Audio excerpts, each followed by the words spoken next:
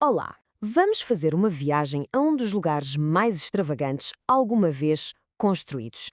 Preparem-se para entrar no Palácio de Versalhes, um mundo de luxo inacreditável, regras completamente bizarras e segredos que nos deixam de boca aberta. E, para começar, vamos direto ao assunto: o dinheiro.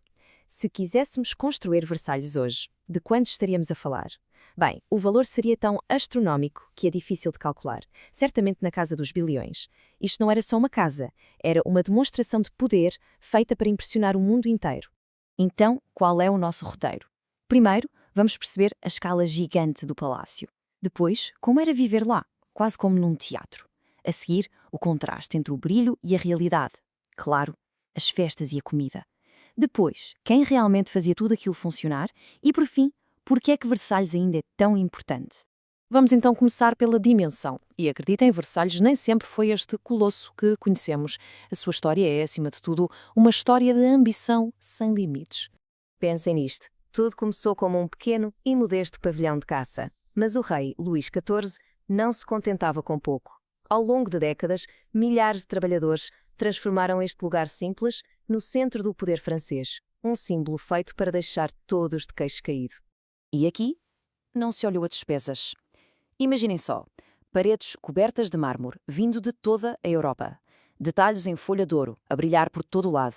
Madeiras exóticas, tapeçarias gigantescas e tetos inteiramente pintados com cenas épicas. Era o luxo levado ao extremo. E se acham que o palácio era grande, esperem para ouvir falar dos jardins. Estamos a falar de quase 2.000 acres. Isso é o equivalente a milhares de campos de futebol. O paisagista André Lenotre desenhou tudo com uma geometria perfeita, fontes monumentais e caminhos que parecem estender-se até ao infinito. Muito bem, agora vamos espreitar como era a vida lá dentro. E esqueçam a ideia de privacidade ou de andar à vontade.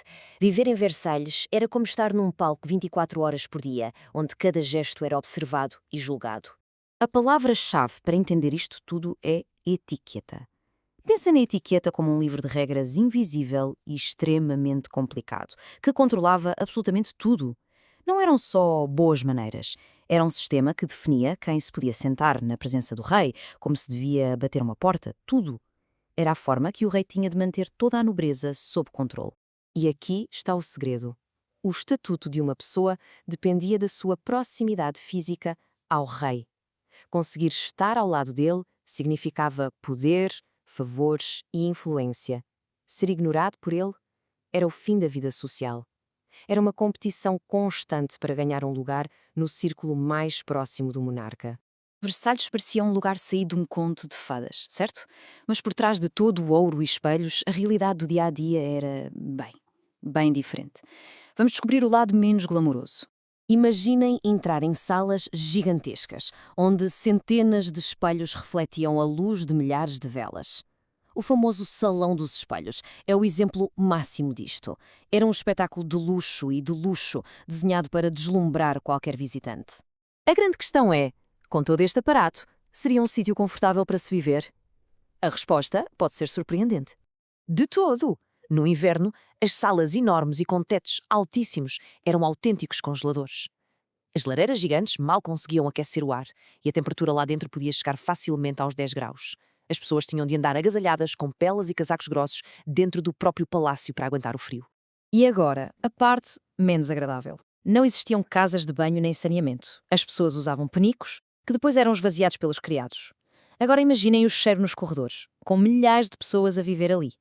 Não admira que toda a gente usasse quantidades enormes de perfume. Era quase uma necessidade. Mas calma, nem tudo era mau. A vida em Versalhes era, na sua essência, uma festa contínua. O rei odiava o tédio e fazia questão que houvesse sempre algo a acontecer. Os jantares eram eventos monumentais, com banquetes de dezenas e dezenas de pratos. Mas havia um pequeno problema logístico. As cozinhas ficavam muito longe das salas de jantar. O resultado? Depois da longa caminhada pelos corredores, a comida chegava à mesa quase sempre fria. Que pena! E para passar o tempo, a agenda estava sempre cheia. Jogos de cartas onde se apostava muito dinheiro, dias de caça com o rei, noites de ópera e teatro, bailes de máscaras que duravam a noite toda e até patinagem no gelo nos lagos congelados dos jardins. Ficar aborrecido era impossível. Mas esperem aí um pouco. Acham que este mundo de festas e luxo funcionava sozinho? Claro que não. Por trás de toda a pompa havia um exército de pessoas a trabalhar sem parar, completamente nos bastidores. O contraste era gritante. De um lado, tínhamos a nobreza a viver em apartamentos luxuosos com uma vida de lazer. Do outro, milhares de criados que viviam em quartos minúsculos e escuros nos sótãos e trabalhavam de sol a sol. Eram eles a verdadeira máquina que fazia Versalhes funcionar, mas a sua presença devia ser o mais invisível possível. Ok, já se passaram mais de 300 anos. Então, por que Versalhes continua a ser tão importante? O seu legado vai muito além do ouro e dos espalhos. Versalhes tornou-se um ícone tão poderoso que reis e imperadores de toda a Europa tentaram copiar o seu estilo. Séculos mais tarde, em 1979, foi classificado como Património Mundial da Unesco, reconhecendo a sua importância para a história da humanidade. E hoje é um dos museus mais visitados do mundo. No fundo, a grande lição de Versalhes é esta. Não era apenas um palácio.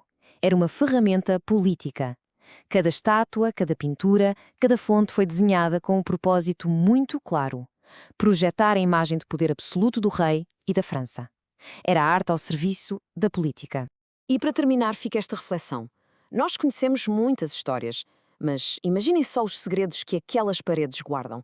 As conversas, as intrigas, os romances. Se as paredes de Versalhes pudessem falar, que outras histórias nos contariam? Obrigado por nos acompanharem nesta viagem.